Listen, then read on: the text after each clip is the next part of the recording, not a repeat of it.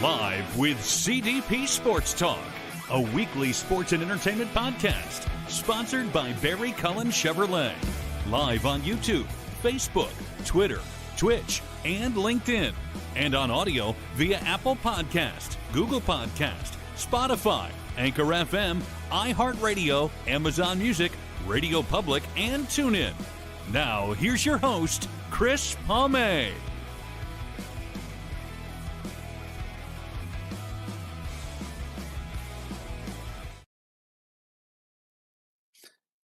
Good afternoon, everybody. Welcome to Season 12, Episode 22, overall 627 of Live with CDP Sports and Entertainment Talk Show, brought to you by Barry Cullen Chevrolet Dealership, located at 905 Woodlawn Road West in the Guelph Auto Mall. Check out their website, barrycullen.com, for the newest selection of new and pre-owned GM vehicles, along with their great selection of all-electric vehicles and Cadillac vehicles as well.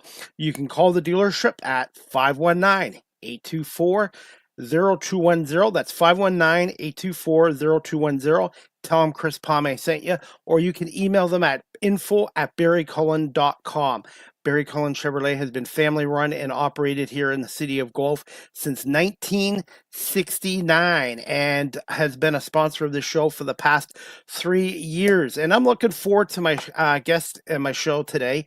I hope everyone's doing well on this Tuesday, December 2nd. This is my 7th show with 7 guests in 8 days, and I'm looking forward to my guest. She was on a year ago, and her name is Karen Randell. She is the Executive Director for Food for Life, a food rescue group organization in the Hamilton, Halton region, and we're going to bring on Karen Randell now after this applause. Good afternoon, Karen. How are you? I'm doing great. Chris, how are you doing? I am keeping busy right now, and I can't believe it's already December. I know. I'm not sure where November went. This whole year's gone by quick. Hey, yeah. Karen, I was going to say thank you so much for coming on today. And how was your interview with CHCH News yesterday? Yeah, we had a great chat with CHCH. They spoke with us as well as our friends at Neighbor to Neighbor in Hamilton and another food security program in, I believe, the Niagara region. So it was really nice to have them come and chat a little bit about the Feed Ontario Hunger Report that came out yesterday. That report really echoed what we are all seeing, and that is a steady increase in the number of families who are relying on food security programs. And it also was an amazing reminder to folks who were watching the news last night that today is Giving Tuesday, and there are lots of ways to give back and get involved. Karen, can you just tell our audience who's watching this on live stream or audio a little more about Giving Tuesday and the growing need for fresh food support? Yeah, Giving Tuesday, it has really just become this phenomenal day of generosity. And at Food for Life, we're really using it to remind people that there is such an incredible need in the community, and that supporting that need is possible for everybody. You know, I always say whether you give a single can of food, a single dollar, or an hour of your time, that impact is enormous. And every single one of those actions means somebody has access to food.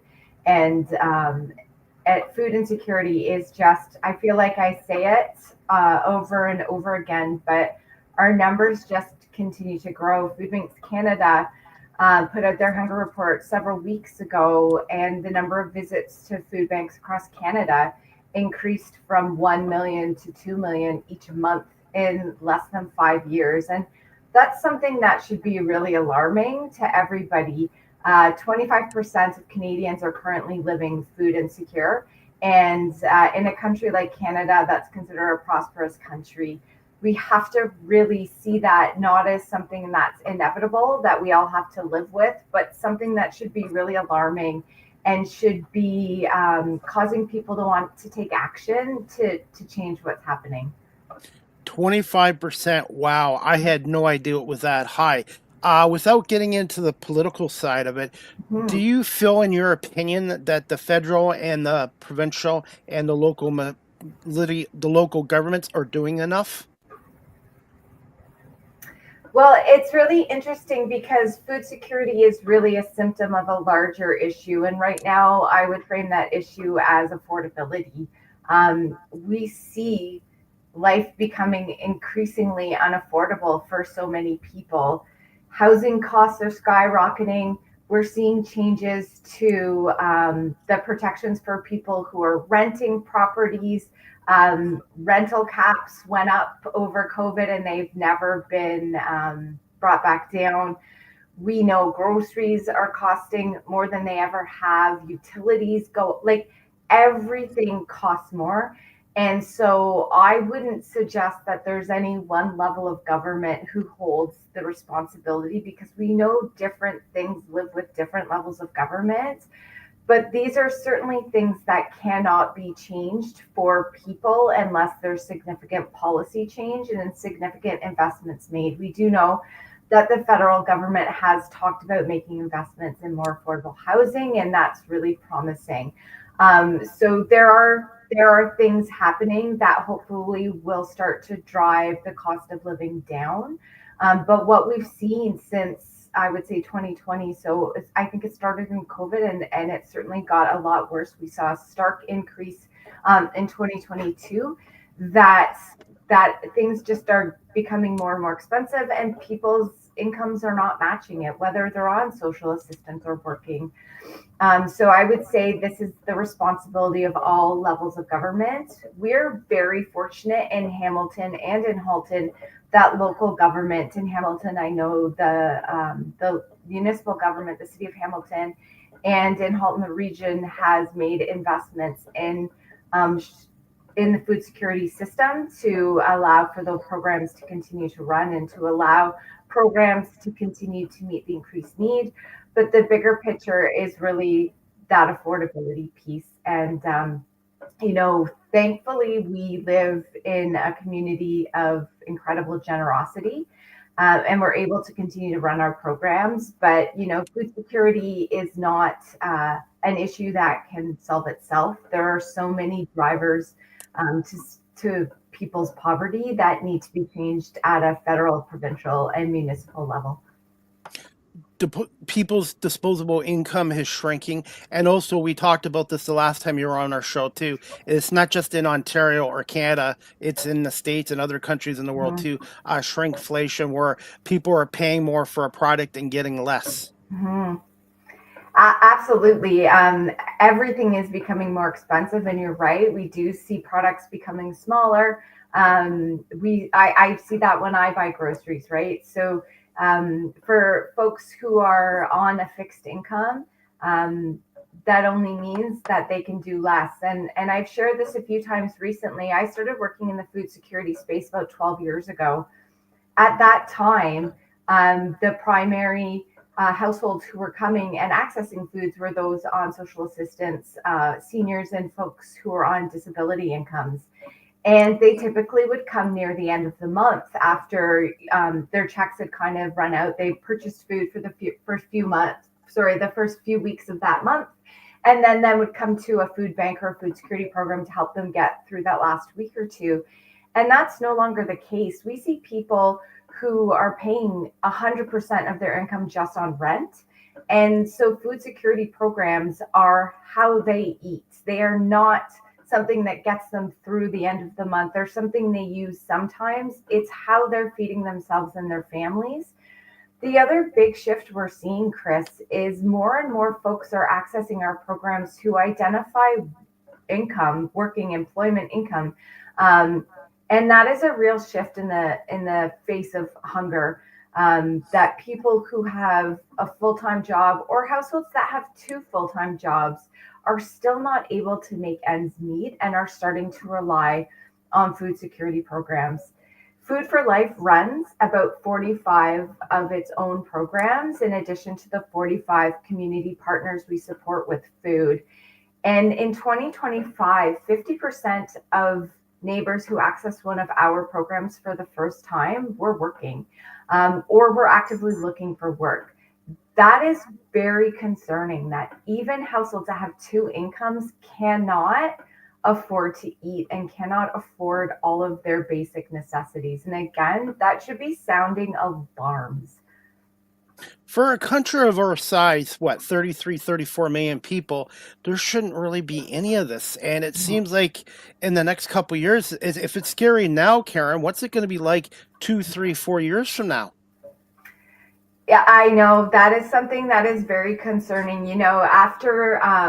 After COVID, I remember in late 2022 in Hamilton, we saw about a 35% increase in food bank access. And you may recall right after COVID, we saw a lot of folks who had lost their employment because of the pandemic. We also saw a sharp increase in a lot of things. Inflation went up 6 or 7% that year. And we saw this incredible increase in food, the food bank and food security space. And that's not come down. And now we're just seeing growth on that year over year because nothing is getting more affordable. I agree with you. I always say that Food for Life can only meet this need because of the generosity of the community. Folks who are supporting us through food donations, through financial donations, people like yourself, Chris, who use your platform to make sure that this issue stays top of mind for people, that it remains part of the conversation, people who support us with their time. These are the only things that keep our programs running. I don't know how we will continue to absorb an increased need. We really do need to see some relief from some of the drivers of poverty. The answer cannot be that the food security system just continues to grow and just continues to meet this like ever growing demand. There has to be a way that folks, especially folks who are working on social assistance, on disability, like people should be able to afford what they need in their lives. It impacts people's mental health when they can't afford to eat. It impacts their quality of life. We find that when people have access to food, they feel more confident going out and socializing. It increases their overall well-being. And these are things that, are so far beyond just giving people food. But yet, sorry to go back to your question. I don't know what it's going to look like 4 or 5 years from now, but I do hope that we start to see some policy change, some income equity, and some other things that help folks get by so they're not so reliant on the social safety net and particularly food security programs.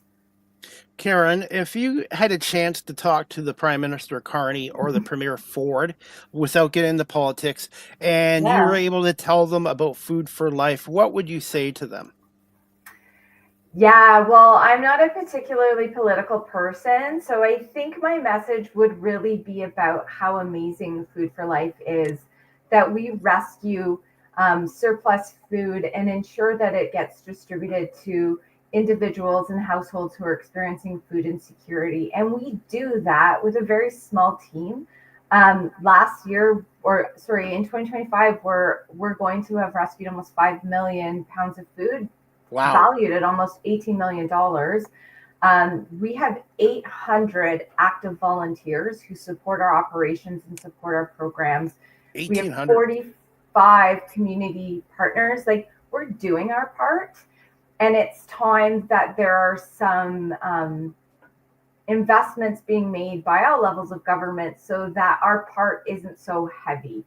I think that's a really key piece. I would also share a story I've shared a few times in the past couple of weeks about a neighbor who participated. We do a neighbor impact survey to really understand the impact of the work that we do, but it also helps us make decisions around our programming and understand what our neighbors truly need. And some people share a story with us, and this neighbor talked about racking up a lot of debt on credit card and lines of credits to feed herself and her son, and not realizing there was access to food security programs. She's on a very limited income and has really been struggling. She discovered Food for Life about 2 years ago and has been coming to our market every week to get some support with food. And because of that, she's been able to slowly pay down some of this debt. And at this point, she's at a place where she is considering going back to school and actually taking on a student loan because she knows if she can continue to access food, she will be able to pay it off. And her quote just resonated with me so deeply. What she said was, access to this food from Food for Life has allowed me to start dreaming about a future I stopped believing was possible. And that really stopped me in my tracks. When people feel that they are just overwhelmed with the burden of getting through every day and every week and every month and trying to figure out how they're going to do it financially, they really do stop seeing a life beyond that. And it becomes about survival. So hearing that comment that someone is able to actually start dreaming about something beyond her current situation is a story I would want to share with everybody who has the political will to make some changes and to really help more people living in Canada and living in Ontario start to dream about a future they've maybe stopped believing in. Karen, for those people that are watching our show live stream or on audio and they're in the Hamilton Halton region and they're struggling right now, what's the process for somebody to come down to the Food for Life? Yeah, so Food for Life runs about 45 programs throughout Halton and Hamilton. So one of the easiest ways to find food support is through our website. We've recently launched a new website and it has a really user-friendly tool for finding food programs close to where you live. We want to ensure people know what's in their direct community so they're not worried about transportation. If people don't have access to a computer or the internet, they can call Food for Life at 905-635-1106 and talk to someone, and they will get connected to a program that is appropriate for them and can help them. We also work with about 45 community partners, so other organizations that run food banks, food programs, meal programs, and we also provide those referrals if people need them. So there's a lot of ways people can access support. All of Food for Life programs are accessible without means testing and without any proof of need. So someone showing up at our door or giving us a call and telling us they need help is all that is required. And I have the websites and the email address down on the ticker as well. Awesome. Thank Karen, you. You're welcome. Karen, and all the time you've been involved with this organization, is Food for Life just in Halton and Hamilton, or is it around Canada now too? Yeah, Food for Life is a local food rescue hub. So we do currently support just Halton and Hamilton. We're a bit unique in that because there's not a lot of specific food rescue hubs in Ontario. So our current mandate is throughout Halton and Hamilton. We don't rescue enough food right now to expand that reach. As our food continues to go up in terms of what we're rescuing, we find the need goes up. So the programs we support require that additional food. So we haven't really looked at any opportunities to expand. Karen, I don't know if you can give me the numbers, but what on average is a daily day like at Food for Life in terms of giving people food? So it really depends because all of our programs run different days of the week. So for example, our Mountainside Market, which runs at our head office at 2250 Mountainside Drive in Burlington, is open 2 days a week. And in that, we support about 450 to 500 households within those 2 days. The food that we rescue and distribute is supporting over 4,500 households every single week in Halton and Hamilton. And that is through all of the programs that we're supporting. Does any of your programs include for schools for kids too? Students? We don't support support child nutrition or school nutrition programs. School nutrition programs are often under public health.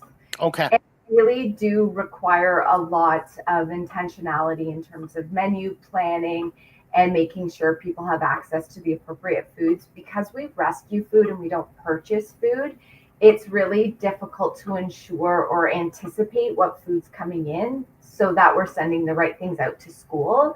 We do work really collaboratively with Halton Food for Thought and as well Food for Kids Halton and Food for Kids Hamilton, who do phenomenal work in the schools supporting kids, but that's not part of the network of programs we support directly. Karen, right now, what are the biggest needs in terms of fresh food from the Hamilton and Halton region? Yeah, so I would say our biggest needs are all of the food. We do prioritize certain categories of food. One of them is obviously fresh produce. Another really important category for us is protein, which is meat and meat alternatives.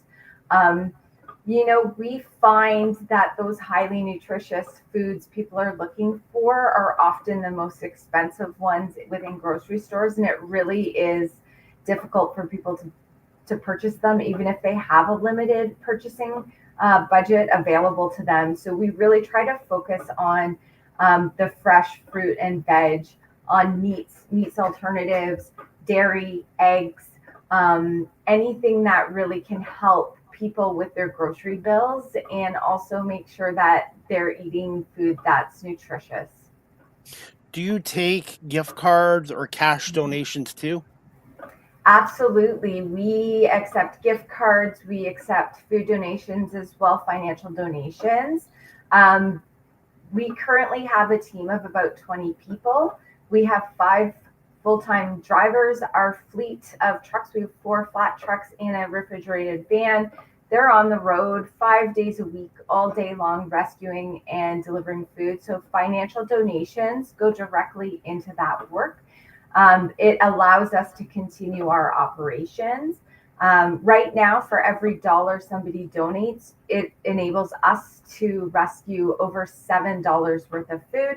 And so it's a pretty great investment for folks if they're looking to make an impact or to see what the impact of their gift would be. Food for Life right now has a very efficient way of rescuing and distributing food. So making a gift to Food for Life really does make an enormous impact. How much of an impact, we mentioned CHCH News, but how much of an impact has getting on media platforms been able to help you in terms of volunteers or donations? Yeah, being having the opportunity like you've given me today or through other media outlets is always invaluable for us. It's really easy, I think, for folks to sometimes forget about the need in the community. And so having the platform to share that need and to share our story and to let people know that they are able to support, even if it's in a small way. I remember talking to someone once and they said, like, I can't make a $500 donation. But a $5 donation matters. A $1 donation matters. Somebody who shows up for an hour a week and donates their time. Somebody who goes on our social media platforms and shares our posts to their network is helping. So giving and helping and really taking action to support Food for Life and to support food security is something I think that's quite accessible to everybody. And so I really do think that opportunity to remind people of that and to share our story is something we just are so appreciative of. Do you feel there's enough Main Street media coverage of this? Because with all what's going on in the economy, people losing their jobs, the price of everything going up, more and more people are now going to food banks and to Food for Life, food rescue organizations. Yeah, I have to say that I'm always really grateful when I see stories about food security come out. In Canada, I know Food Banks Canada just had a lot of media coverage about their hunger reports. And like I said yesterday, Feed Ontario came out with their hunger report. And I often get phone calls from media after those things happen to hear that local story. So I'm always very happy, but also want to remind the media to keep this topic top of mind. And it's sometimes I think people are worried. Another story about food insecurity, like people don't want to hear about it, but it's really important that people hear about it, because I remember, I believe it was Feed Ontario had a campaign a couple of years ago, and it said nobody needs a food bank until they do. And that was such a powerful campaign, because we're seeing people come to our food programs who have never needed food support before. I'm hearing stories about people accessing food banks who used to be food donors. It's a tough time for folks. And the one thing people can't do is not eat. So we need to stand ready, and we need to be reminding our communities and reminding those who are in a position to help that the need is there. And if they're able to help, to please do so. Access to eating should be available to everyone, whether you're an infant, a child, a teenager, and an adult as well. Absolutely. Karen, how important is it for people, not just in Hamilton and Halton region, but to help out with their local food banks, either volunteering their time or donating, which has seen a record number of visits in 2025 in Ontario? Yeah, I don't think I can emphasize enough how absolutely important it is. Aside from some funding that flowed through over COVID, there isn't any federal or provincial support that goes directly to food bank or food bank hub operations. I mentioned earlier that Halton Region and the City of Hamilton have both stepped up to provide the emergency food sectors in their communities with some really meaningful financial support. But the cost to responding to the need is significant. And so if people are able to help out, like I said, financial support is one way to help out, but there's a lot of ways to help out. Running a food drive, running an event to try to raise money for your local food program, raising awareness. These are all really key pieces of the work that needs to happen in order for us to continue to stand ready and meet the need we're seeing in our communities. Has any of the local grocery stores in Hamilton and Halton helped out as well with Food for Life? Absolutely. We receive a lot of food from our Halton region grocery partners, as well as some grocery partners in Hamilton. Food for Life receives food rescue from all areas of the food industry. So we receive a lot of support from local farmers, from food manufacturers, from distribution centers, and from grocery stores. The majority of the food that we rescue is actually what we would consider first run, meaning it hasn't actually gone into the food or grocery stores yet. There's a bit of a misconception that rescue food is bad food, end of life food, and that's not accurate. Food for Life has a standard in terms of the food that we put out through our programs and our community partners, that any neighbor who needs food support should receive the same quality of food as if they went to a grocery store.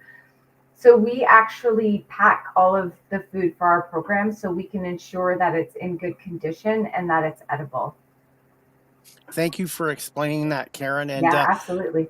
For people, are you still good, Karen, for a few more minutes? A couple more questions? Absolutely. Okay. For people that are watching this live stream or later on audio, and they're in the Hamilton-Halton region, how can they help out with either volunteering or making online donations? Well, I'm going to take this opportunity to, again, plug our new website. It is quite a great site now where we can actually have volunteers sign up. As well, it's set up to make online donations. People can become monthly donors. So visiting foodforlife.ca is a really good way to see all of the different ways you can get involved, whether it's sponsoring one of our trucks, sponsoring one of our programs, making a financial donation, becoming a monthly donor, becoming a volunteer. There's lots of different ways to become engaged. As I said earlier, Chris, we pack all of our food because it is food rescue. We want to make sure that people are getting good quality food. And so our pack room is volunteer driven. We have volunteers who sign up for shifts in our pack room. We also give opportunities to corporate groups who want to do these team building days or giving back days where their teams can come in and do a sort and really get a better understanding of who Food for Life is and what we do. So visiting our website is a great way to learn more about us. We're on LinkedIn, Facebook, and Instagram. I think I don't use a lot of social media. What about TikTok? Are you guys on TikTok yet? I don't think so. Okay, because on TikTok. Okay, because I joined there 5 years ago, and it's been a really good tool. So maybe a suggestion. So, yes, I'm 53, and I'm on TikTok, and it's actually really been a really good tool. So maybe that's something you guys could think about in the future. Because TikTok is a huge platform if you use it the right way. Okay, that's great to know. I don't know anything about it, so I will pass that along to the phenomenal staff who manages our social media, because it's not me. And social media is a full-time job. Like doing this on-air stuff is easy. It's the social media stuff, the downloading, the promoting, that is a full-time job itself. And I'm sure social media has kind of impacted Food for Life as well. Yeah, it's really an amazing way for us to share our stories. And, I always remind people, seeing our stories and liking them is one thing, but sharing them really increases that engagement. So the people who follow us see it. It's making sure new people can see us and see our stories. So even liking and sharing our posts on social media can make such a big difference. You never know who's going to see it, who's never heard of us before. So thank you. I will definitely make that selection or that suggestion back to the team. By the way, what's a typical shift like? Like somebody's looking to volunteer. What's a typical shift like at Food for Life? Yeah, I don't know that we have very many typical days, but for volunteering, there are a lot of different roles that volunteers can support. We have volunteers who go out in the trucks with our drivers to help them out with pickups and deliveries. We have volunteers who help set up and run our markets and our programs throughout the community. All of our programs are volunteer run. We have volunteers who help out with events, who help out in the pack room. We have a volunteer who comes and basically keeps our building in good working order. He just shows up every few days and helps out anywhere we need him. So there's a lot of different roles that people can play at Food for Life. Again, our website has a really great volunteer page that kind of talks about all those different volunteer opportunities we have. Do you have any upcoming events that you'd like to promote on here? Yeah, so this coming weekend, all of the Fortinos in Halton are running their annual turkey drive. So if you are in Halton and you are going to Fortinos, please consider picking up a turkey and donating it after you cash out. Food for Life staff and volunteers will be at all of the stores and would greatly appreciate that support. Those turkeys go directly to our neighbors experiencing food insecurity and gives them an opportunity to participate in a holiday meal with their families, which is so incredibly important. We also are heading into year 2 of the coldest night of the year. That walk takes place in February. And of course, I wrote the date down and I don't know where I wrote it down, but the coldest night of the year is a national campaign that we are a part of in North Halton. So you can visit our website or watch our social media to get more information about how you can come out and support that, to start a team and fundraise for us, or come out and volunteer and support. So those are our 2 big things. And of course, we are in the heart of our holiday campaign right now. And this campaign is really vital to helping us, in the first quarter of next year to make sure we can keep our trucks on the road, keep our food moving, and keep our programs operating. Which month would December be the biggest month of the year for Food for Life? Out of all the months, would December be the one that you need the most help? So I would say December is our biggest month in terms of fundraising because a lot of people and companies, corporations, a lot of people give over the holidays. So it's a really important time for us in terms of our fundraising. It allows us to continue to operate into the next year. Fundraising really does drop a bit in January, February, March. So the holidays are really important for us to make sure we're able to keep everything running smoothly during those first few months of 2026.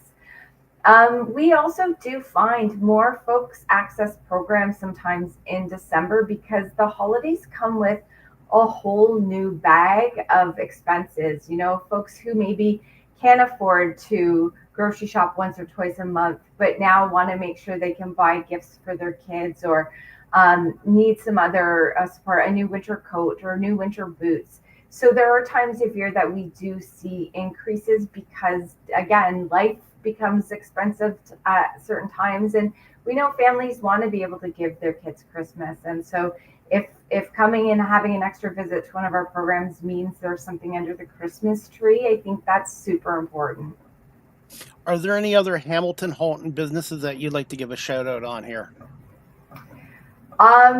We have so many incredibly generous donors. I don't even want to begin to try to remember them. So I will just do a very general thank you to everyone who has stepped up in support of Food for Life in 2025.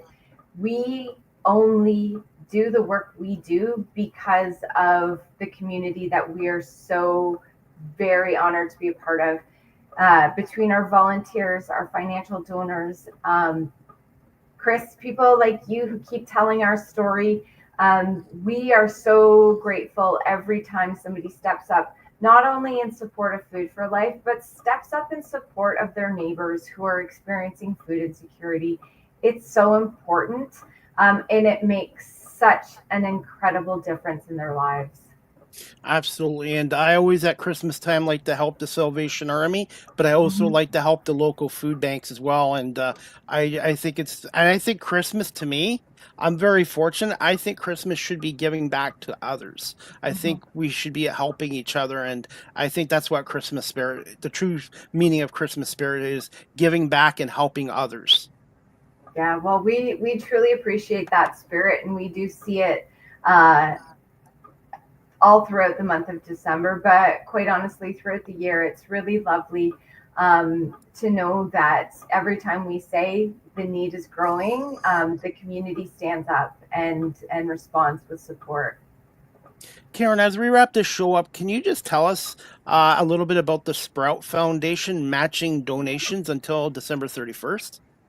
Yeah, the Sprott Foundation has been a supporter of Food for Life for a very long time. In fact, I think they were one of the first foundations that supported Food for Life. I think it's been over 20 years that they've been involved. And they have once again stepped up to support our holiday campaign. And so they are offering a match of up to $100,000. If we make that, they will match that with the donation for the holidays. So yeah, it's pretty incredible. And I also want to mention, because it is Giving Tuesday today, the Leggett Auto Group has also, for any donations made today on Giving Tuesday, will be matching up to $10,000. So these incredible opportunities really do help support and drive our fundraising efforts. Karen, if there is a company or a business watching our show live stream right now or on audio or through my social media platforms, and they're looking to help out, who do they contact? What's the best way of they contacting Food for Life? Yep, they can go to our website, and there is a contact form in there. They can email info@foodforlife.ca or give us a call at 905-635-1106, and we will make sure they get connected to the right person. And Karen, as we wrap up this show, this is a new segment I just started about a month ago. It's called Ask the Host CDP a Question. Do you have a question for me to put me on the hot seat as we wrap this up? Oh boy, I didn't know this was coming. Yeah, I want to know, first of all, if you're a Blue Jays fan and if you've recovered yet. I'm a Detroit Tiger fan, and we Oh lost. no. We lost to Seattle, who lost to the Blue Jays. But the Yeah, World Series against the Dodgers and the Jays, that was probably one of the best World Series I've seen. yeah, Even though my team wasn't in it, and I don't think there was a loser in that yeah. sport. I think it was tremendous baseball, and LA had a little bit of luck on their side, in my opinion. Yeah. It was an extraordinary World Series. I'm a huge, lifelong Blue Jays fan, so it took me a bit to get over it. But you're right; it was an extraordinary 7-game World Series, and I think everybody should feel very proud of it. So I didn't know you were a Detroit fan. Yes, and I also do some freelance media work for the Canadian Baseball Hall of Fame in St. Mary's, Ontario. Amazing. If you're a baseball fan, I would highly recommend going there. It's St. Mary's is about 25 minutes from London in southwestern Ontario. It's a beautiful little town, and the Baseball Hall of Fame there, they do a really good job. And the director of operations, he's a friend of mine, Scott Crawford. So if you ever do go All that way, right, mention to Scott, you know me. He's a really I good guy, will. and it's a great little town as well. And they're very active in their communities as well. Oh, I love that. Thank you. I will definitely take that recommendation. So, and finally, Karen, where can the people again follow? So, I'm going to reword this. Where can people or our audience follow Food for Life on social media? Promote your website again, and the best way of contacting you through DMs or email. Yeah, so foodforlife.ca. There is a contact us form that will come directly to one of the team members who will respond to you. We have an email address, info@foodforlife.ca. Food for Life is on, you're going to make me say it again, Facebook, LinkedIn, and LinkedIn, I believe Instagram, Instagram. That's it. That's what it is. and one day TikTok. One day TikTok. I won't be in charge of that project. So those are all really great ways to get connected. Our main building is located at 2258 Mountainside Drive in Burlington. So people are always welcome to stop by. We would be happy to give you a tour and show folks firsthand the amazing work that's taking place. I will have to pop in the new year because I would like to Yes, take a tour if that's okay. absolutely. We would love to have you. And just give me a little bit of time today, and I will be glad to make an online donation as well. Oh, I appreciate that, Chris. We saw your donation last year, and your support through this interview. The audience that you reach is just so incredibly appreciated. So thank you for giving me this incredible opportunity again today. Well, thank you so much, Karen, and continued success with Food for Life. And hopefully, you Thank you. guys will end up getting a lot more food and more donations and are able to help out a lot more people going forward. Thank you very much. Karen, happy holidays. Merry You too. Christmas, happy holidays, and we'll send you the full video, the audio, and some reels and clips later this afternoon. Amazing. Thank you so much, Chris. Have a wonderful evening. You too. Thanks, Karen. Okay. Yeah. Bye. Bye. All right, everyone, that wraps up season 12, episode 22, overall 627 of Live with CDP Sports and Entertainment Talk Show, brought to you by BarryCullen.com. As we wrap up the show, I'm going to play a little bit of a video clip courtesy of CHCH, his YouTube channel, and it's a little video they did, I think, about a month ago, and it's called Poverty, Hunger Normalized, and this is courtesy of CHCH News and Hamilton's YouTube channel. Report from Food Banks Canada says the hunger crisis across the country is getting worse. The Hunger Count report says that there were nearly 2.2 million monthly visits to food banks in March 2025. That's 5% higher than the same time last year and nearly double since before the pandemic in 2019. 1 in 5 visitors were working adults and 1/3 were children. Food Banks Canada is calling on the government to extend employment insurance to gig and self-employed workers and increase the disability benefit introduced this past summer.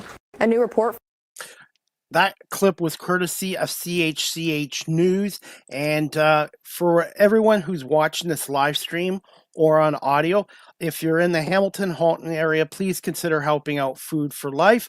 Or if you're in other cities, Ontario, like I'm in Guelph, please consider helping out your food banks. With the economy, a lot of people losing their jobs, inflation, cost of everything.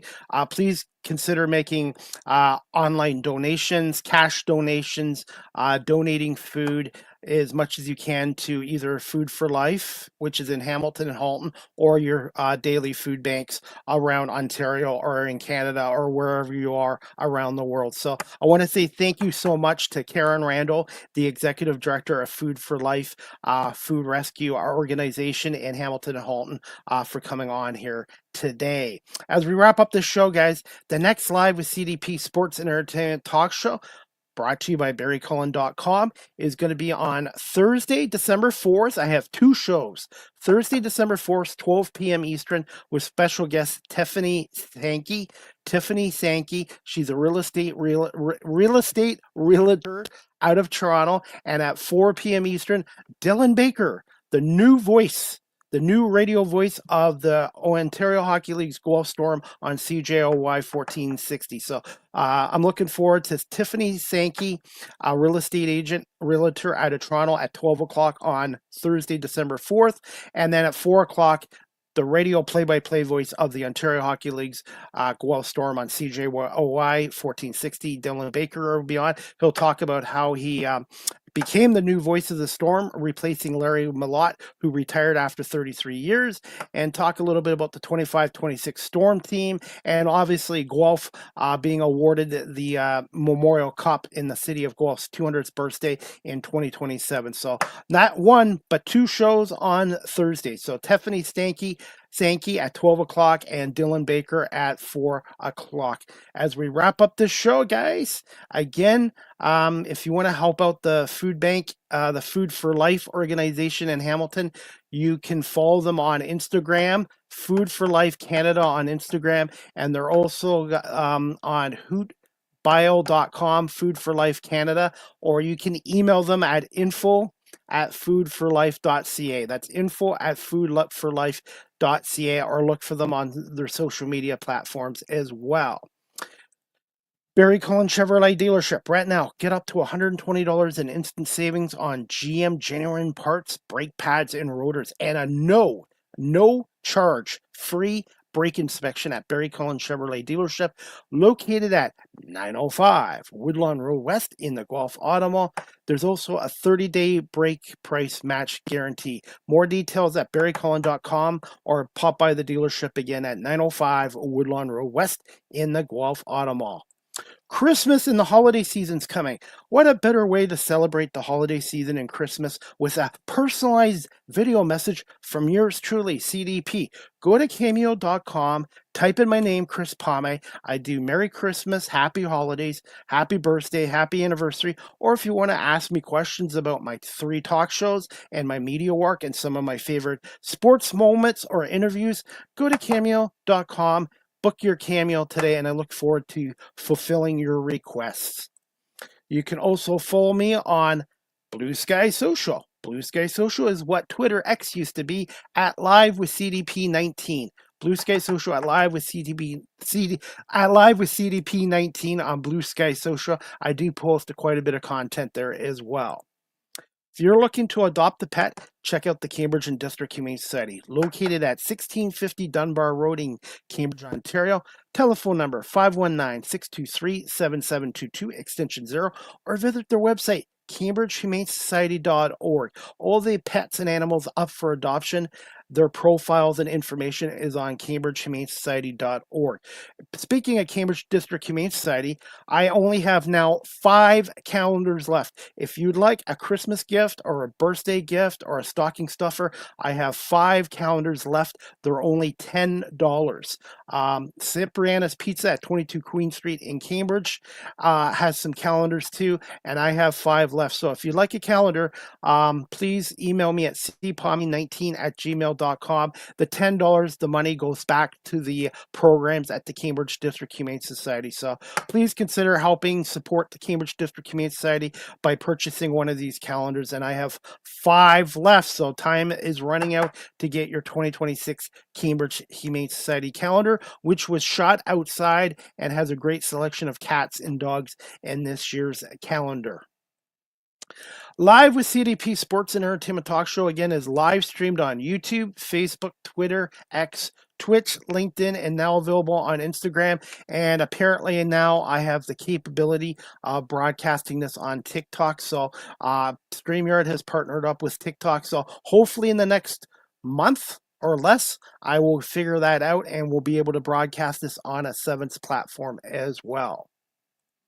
You can also check out my website, beacons.ai/Chris D. Palme. Again, Live with CDP Sports and Entertainment Talk Show is brought to you by Barry Cullen Chevrolet Dealership at 905 Woodlawn Road West in the Guelph, Ottawa. Check out their website, barrycullen.com. And also, if you're looking for winter tires, winter's here, snow and cold's here, check out Barry Cullen Chevrolet for winter tires. The sales department will help you out. Greg Smith has great customer service, and he knows the products as well as anybody. So if you're looking for winter tires, please consider Barry Cullen Chevrolet Dealership and speak to Greg Smith, their service consultant. You can now follow me on TikTok at Chris Palme. I post a lot of content there, and I want to say thank you to my 1,300 plus followers. So check me out on TikTok. Subscribe, follow me, share, and like TikTok at Chris Palme. StreamYard is the official live stream provider of Live with CDP Sports and Entertainment Talk Show. If you're into webinars or live streaming, check out StreamYard.com. They have basic free plans, paid professional plans like I do. And if you're a business that does a lot of webinars or live streaming, go to StreamYard.com and contact the sales department for pricing as well. Yours truly has been using StreamYard now for 5 years, and I highly give them a big thumbs up. Check out StreamYard.com.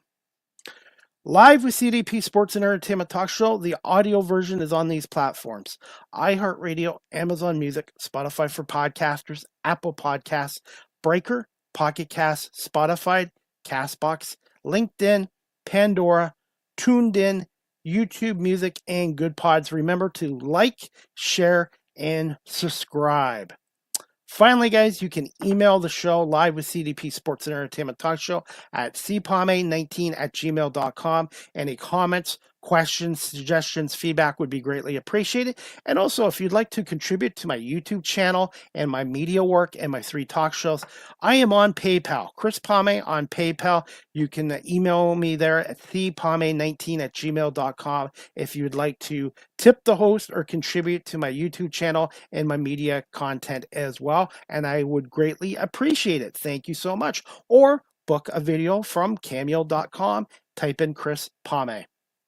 Finally, guys, you can follow me on Facebook, Threads, Twitter, X, Instagram, LinkedIn, Blue Sky Social, everywhere except Snapchat. And please remember to subscribe, like, and share to my YouTube channel, Chris Palme Live with CDP Talk Show as well. And that is about it for today, guys. This was my 7th show in 8 days, and I will be back on Thursday at 12 p.m. with real estate broker from Toronto, Tiffany Sankey. And at 4 o'clock on Thursday, a doubleheader Thursday, I will have Dylan Baker, the radio play-by-play voice of the Ontario Hockey League's Guelph Storm, on my show as well. And please, again, check out Food for Life. If you're in the Hamilton Halton region, if you're able to make a donation or volunteer your time, please contact Karen Randell as well. And I want to say thank you to Karen Randell for coming on here today. And I will make a donation for Food for Life. And if you are able to help out organizations like Food for Life, your daily food bank, or the Salvation Army, Goodwill, please do so as well. It is Christmas time as well, and everything is going up here in Canada all the time. So if you're able to help out, please consider doing so. And I volunteer twice a week with the Cambridge District Humane Society as well as a dog walker and a fundraiser as well. So All right, everybody, that is it for today. So I want to say thank you to Karen Randell, my guest,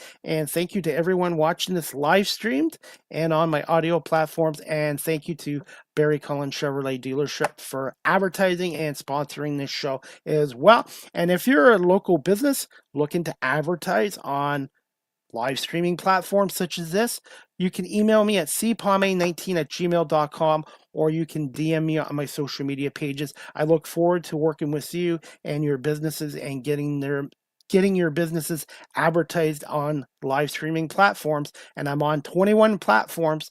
I have listeners in 70 countries around the world. And last night I hit over 10,000 downloads and streaming listens on Spotify. So I want to say thank you to everyone for watching this live streamed, and also on my audio platforms such as Apple Podcasts, Spotify, iHeartRadio, Amazon Music, Good Pods, and wherever podcasts are available. So over 10,000 plays. That is amazing. Thank you so much for listening to the audio part of this show as well. And it's the guests that make a great talk show. I am just a host as well. So again, thank you to Karen Randell from Food for Life for coming on here today. And I hope everybody is able to help out with their local charities during this holiday season as well. We will see you guys back here this Thursday, December 4th at 12 p.m. and 4 p.m. for Live with CDP Sports and Entertainment Talk Show. Again, brought to you by Barry Cullen Chevrolet Dealership here in Guelph. Have a good afternoon, everybody, and thanks again for watching and listening.